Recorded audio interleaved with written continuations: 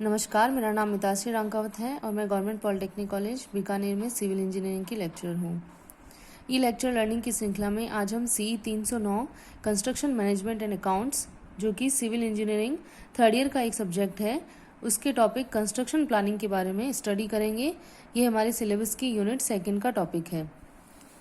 तो जब भी मैं कंस्ट्रक्शन प्लानिंग की बात करती हूँ तो उसका तात्पर्य है कि हमें हमारे कंस्ट्रक्शन प्रोजेक्ट में कम समय में अधिक गुणवत्ता को प्राप्त करना है। तो कम समय में अधिक गुणवत्ता को प्राप्त करने के लिए मुझे किसी भी प्रोजेक्ट की प्रॉपर प्लानिंग तथा मैनेजमेंट करना होगा और उसके लिए मुझे विभिन्न टेक्निक्स को यूज़ करना होगा।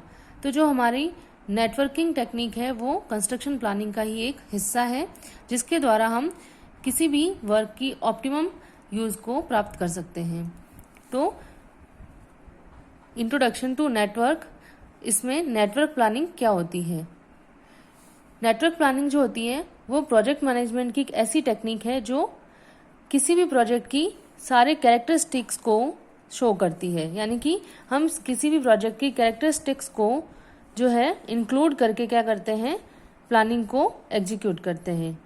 हम सभी जानते हैं कि किसी भी प्रोजेक्ट को हमें स्टेप बाय स्टेप जो है वो कंप्लीट करना होता है, उसकी प्रोग्रेस को फॉलो करना होता है, जिससे कि हमें क्या फ़ायदा होगा कि उसकी प्रॉपर मैनेजमेंट और प्लानिंग से हमें कम समय में ऑप्टिमम यूज की प्राप्ति होगी। अब जो हमारा नेटवर्क है, नेटवर्क जो है वो किसी भी वर्क को स्टेप बाय स्टेप हम कैसे एग्जीक्यूट कर सकते हैं उसको शो करता है। किसके द्वारा?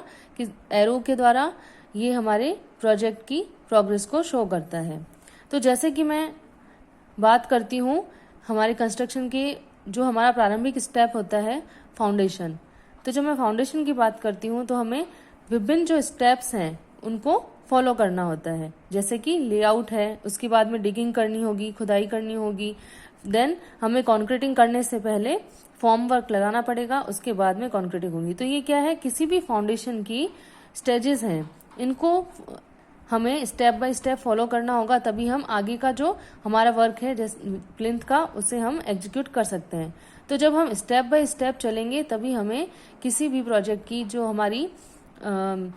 हमारा क्या रोल है किसी भी प्रोजेक्ट का, वो क्या होगा, कंप्लीट होगा।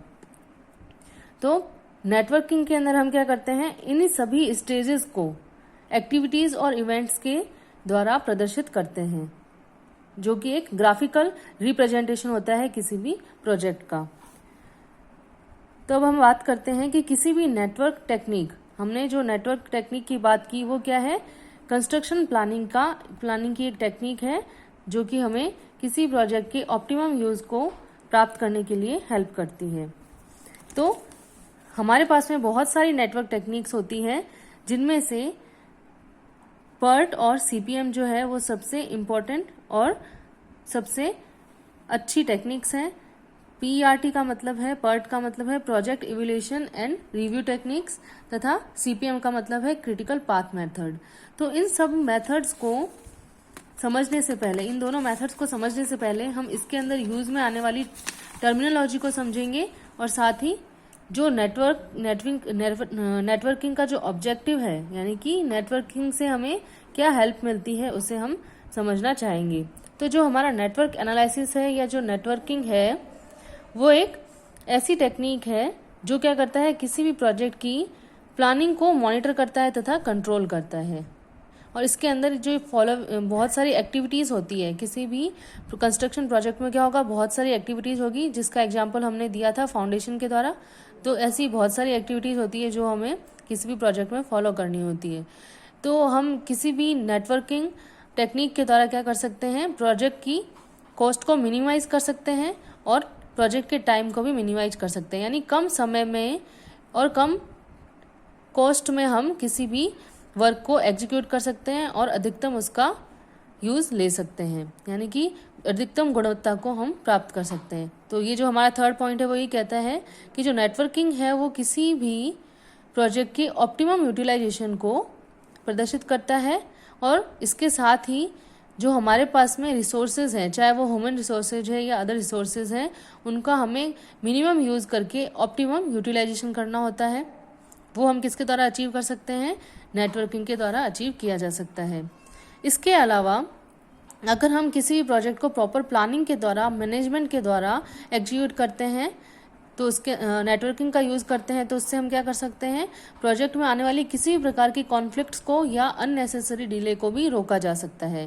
क्योंकि हमें पता है कि अगर कोई भी कॉन्फ्लिक्ट आएगा या अननेसेसरी डिले आएगा और हमने उसको पहले से उसको अंदाज़ा नहीं लगाया है, अगर हमने नेटवर्किंग को यूज़ नहीं किया है या प्लानिंग नहीं की है, तो हम इन सब कॉन्फ्लिक्ट्स तथा अननेसेसरी डिलेज से बच नहीं सकते और हमारा प्रोजेक्ट जो है वो ओवरऑल डिले हो जाता है, जिससे कि जो उसकी ओवरऑल कॉस्ट है और टाइम है वो दोनों ही बढ़ जाते हैं और हम ऑप्टिमम यूटिलाइजेशन भी नहीं कर पाते।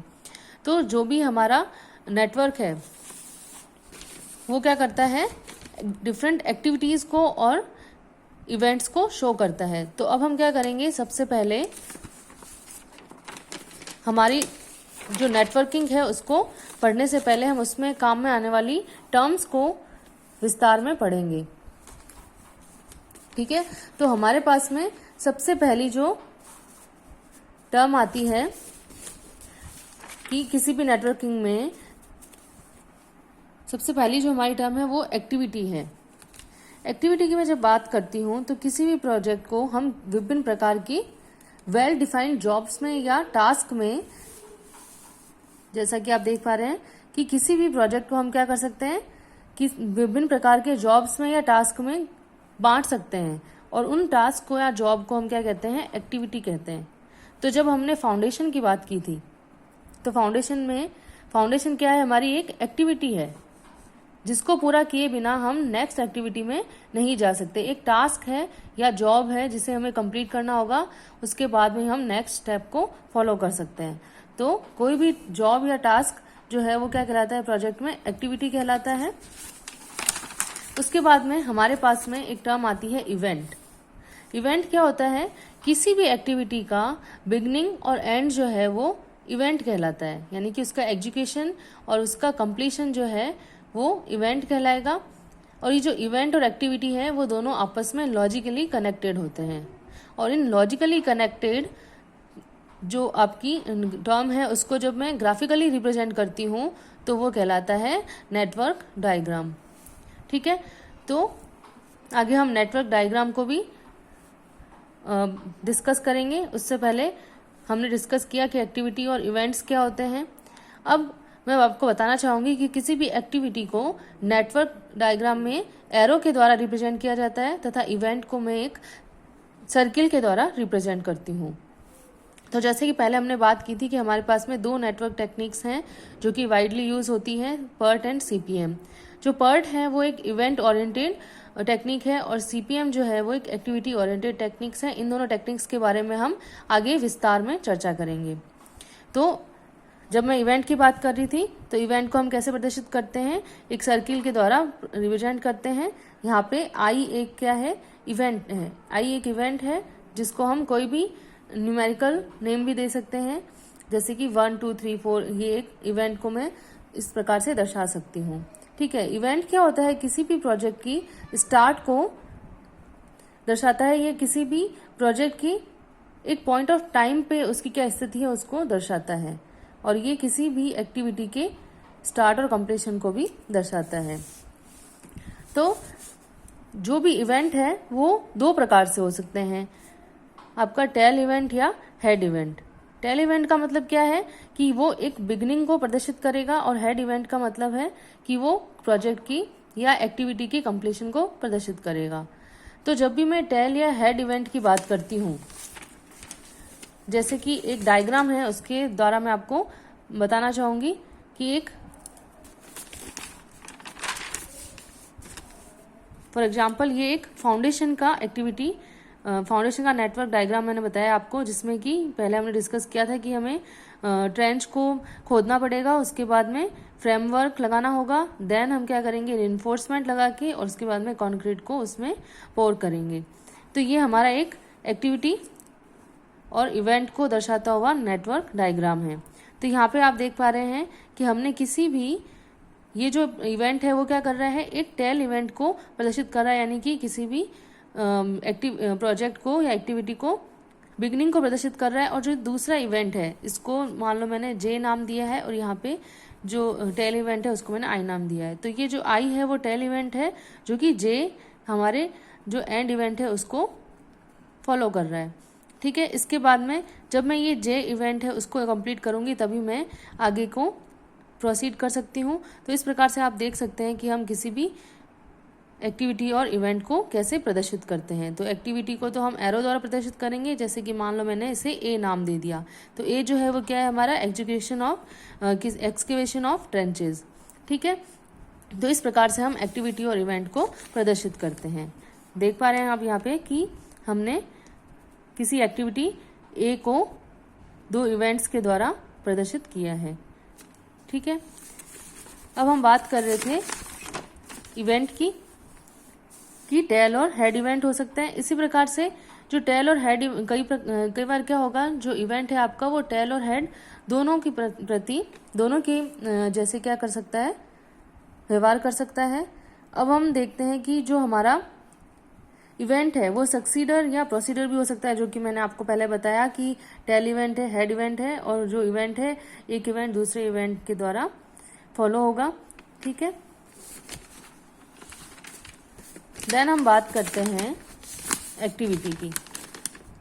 ठीक है, एक्टिविटी को मैंने बताया आपको कि हमें एरो से डिनोट करना होता है। ये हमारा एक एरो है जिसका ये टेल कहलाएगा और ये हेड कहलाएगा। जो टेल है किसी एक्टिविटी का वो एक्टिविटी के कमेंसमेंट को शो करता है, और हेड जो है वो एक्टिविटी की कंप्लीशन को शो करेगा। किसी भी प्रोग्राम की जो एक्टिविटी है वो क्या कहलाता है, एक टास्क होता है या जॉब होता है, जिसको कंप्लीट करने के लिए एक जो कि क्या होता है, कंप्लीट करने के लिए जिसे टाइम किसी पर्टिकुलर टाइम की रिक्वायरमेंट होती है। ठीक है, और रिसोर्सेज की रिक्वायरमेंट होती है। तो रिसोर्सेज कोई भी हो सकते हैं, मैन पावर हो सकता है, मटेरियल हो सकता है, स्पेस हो सकता है, या फैसिलिटीज हो सकती है, जिसको किसी भी टास्क को या वर्क को कंप्लीट करने के लिए आवश्यकता होगी। अब हम बात करते हैं कि डमी इवेंट क्या होता है, डमी एक्टिविटी क्या होती है। डमी क्या होता है, ये जो है डमी वो किसी भी रिसोर्सेज, इसमें किसी भी प्रकार का जो रिसोर्सेज है वो रिक्वायर नहीं होता है। ये सिर्फ किसी भी प्रोजेक्ट, किसी भी नेटवर्क को जो है वो कनेक्ट करने का एक लिंक होता है, जिसका जो पर्पज है सिर्फ कंट्रोलिंग पर्पज होता है और इसका कोई पर्पज नहीं होता है। तो जैसे मैंने इवेंट्स की बात की थी कि टेल इवेंट्स और हेड इवेंट्स होते हैं, तो यहाँ पे मर्ज और ब्रस्ट इवेंट्स भी हो सकते हैं। यानी कि जो इवेंट है उसमें कई प्रकार की जो एक्टिविटीज़ हैं वो मर्ज हो सकती हैं, यानी कि बहुत सारी एक्टिविटीज़ को जब हम मर्ज करते हैं तो एक इवेंट को वो प्रदर्शित कर सकती है, और एक इवेंट जो है वो डिफरेंट एक्टिविटीज़ को भी प्रदर्शित कर सकता है। तो ये हमने बात की कि इवेंट और एक्टिविटी क्या होती है और इनको हमें कैसे प्रदर्शित करना होता है। लास्ट में एक डायग्राम है जिसके द्वारा मैं आपको बताना चाहूँगी। एक नेटवर्क डायग्राम है जिसमें ए, बी, सी और डी जो है वो 4 एक्टिविटीज़ हैं, और इसके साथ में 4 इवेंट्स को हमने शो किया है। तो इसमें जो ए और बी एक्टिविटी है वो प्रीसीडिंग एक्टिविटीज़ है, यानी कि उसके बाद में हमें दूसरी एक्टिविटीज़ को जो है एग्जीक्यूट करना होगा। ठीक है, और यहाँ पे आई, जे, के और एल जो है वो क्या है, इवेंट्स हैं। तो कोई भी इवेंट जो होता है वो एक्टिविटीज़ के स्टार्ट और बिगनिंग और एंड को प्रदर्शित करता है। तो ये हमने आज बात की कि नेटवर्क प्लानिंग क्या होती है, नेटवर्क डायग्राम क्या होते हैं, और इसके अंदर विभिन्न प्रकार की टर्म्स जो हैं उन्हें हम कैसे यूज़ करते हैं। अब आगे हम डिटेल में पर्ट और सीपीएम के बारे में पढ़ेंगे, और उसमें यूज़ में आने वाली विभिन्न टर्म्स के बारे में पढ़ेंगे, और दोनों में क्या क्या डिफरेंसेस होते हैं उनके बारे में भी हम चर्चा करेंगे।